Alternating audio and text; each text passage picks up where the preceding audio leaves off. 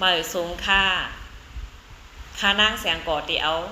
วอกอันค่านางแสงก่อเตรียมไว้มีหัวข้อชื่อว่าไต้ไหนเสมาหลูอ่านต่อใดใครเนบันคาอ้อไต้เฮามือก่อนอำหอนต้อนช่อผู้กัดลงแลนน้ำผู้หันกว่ากวางไกลองลาตั้งจ๋าลองเฮ็ดตั้งสร้างเนน้ำเนโตเปิ้นยุ่มเกกูยำเต้ๆขายาวไต้ก้นคือไต้หลงเฮากึกมาเหนือนาลินกำผามีว่าจากความลัดหลีกลายพิงทุ้งฟิงแง่ลายเฮ็ดลายสร้างเก้อยำศาสนาพุทธาห่างหอที่ง่ำสุ่มเจ้าฟ้าตีกัดแก่วัดยองเฮิง